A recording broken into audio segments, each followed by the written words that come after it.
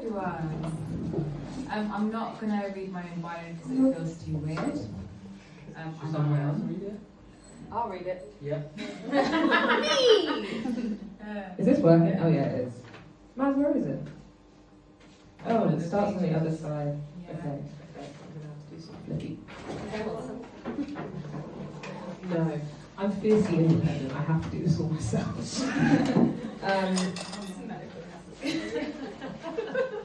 Honestly, doctor's diagnosis. Marianne Havershaw, everyone. So Maz, apart from just being like an amazing person and an amazing friend, is also a poet and founder of Thoughtcast Collective, which some of you will have been to or been part of or are just hearing of now. It's great. Enough said. You host it. I host it. She's also a Barbican Young Poet from 2022 to 2024.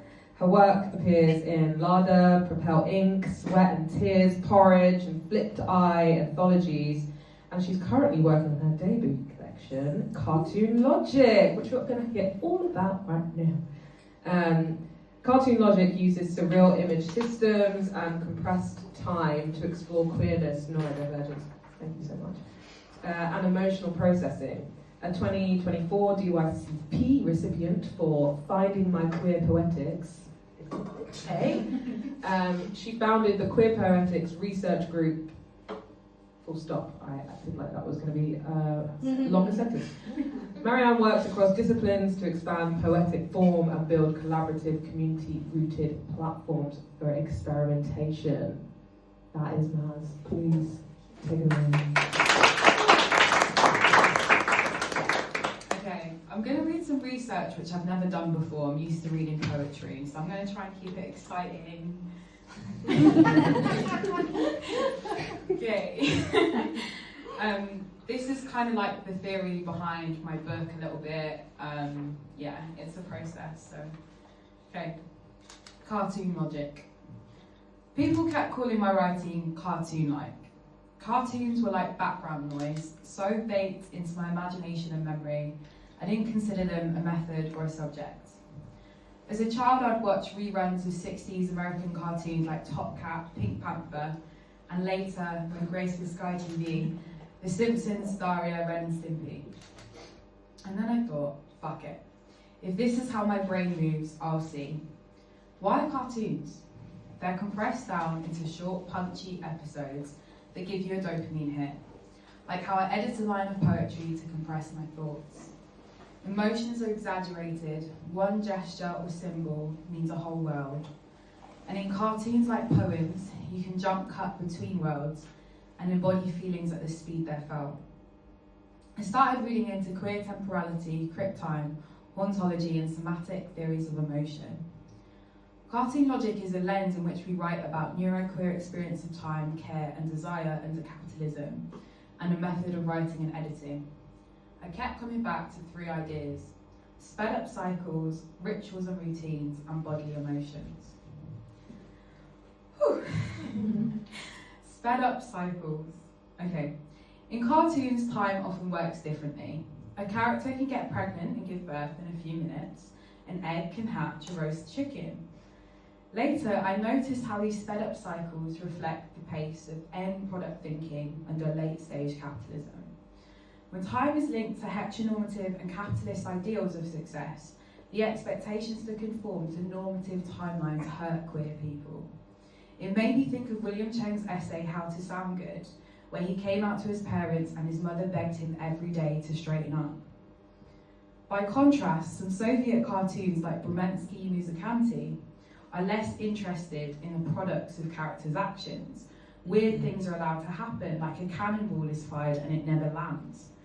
For me, this reads like queer temporality, where the viewer is asked to be open about what's happening without expecting neat resolutions. It also links to crypt time. William Cheng, discussing Kafer's ideas on crypt time, points out that a crypt activist perspective would draw attention to how societies are too quick to privilege speediness and semantic economy.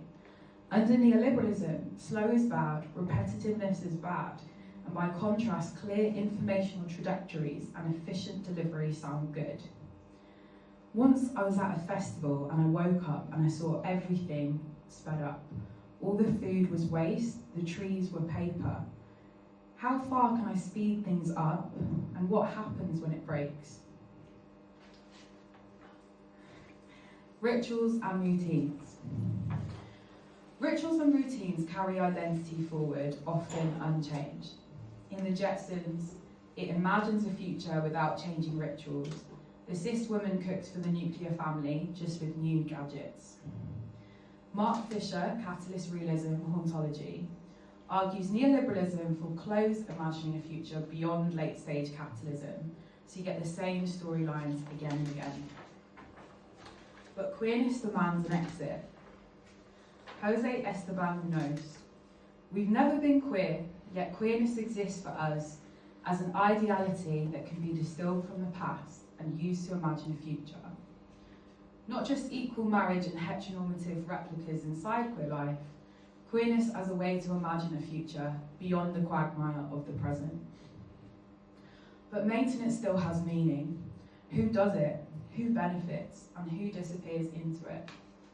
I want slow, boring, sustaining queer routines on the page. Not only club nights, subculture, safe space and connection, or protests are human rights, vital as they are. If I want kids in a queer artist commune, can the poem build the model life hasn't yet? Formally, I try and break routine, weird structures, the surreal, to interpret how a poem is read. And still, there's catharsis and comfort in writing our entrapment within neoliberalism in flavours. Ontology poems feel irresistible, sexier, and I hate that. In content, I push at ritual and automatic routine, offering guest tea, brushing teeth, checking the next page.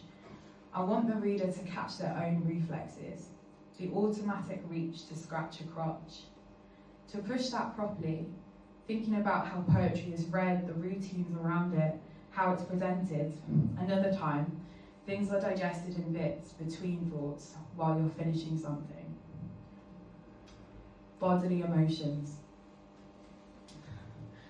When cartoon characters are horny, angry or shocked, their eyes bulge out their skulls. That's how emotion lands in my body, loud, immediate, before language. Neurodivergent interoception can tilt high or low. Either way, it shapes how feelings are recognised and regulated. Prince's somatic theory of emotion helps me understand this. In pure somatic theory, emotions are perceptions of bodily change. The emotion is your heart racing. In impure accounts, emotion is your bodily change plus perception past thought. The same heart rate becomes fear, danger, or excitement or passion. Cartoons sometimes use a pure somatic representation, and that's how I was taught to write poems.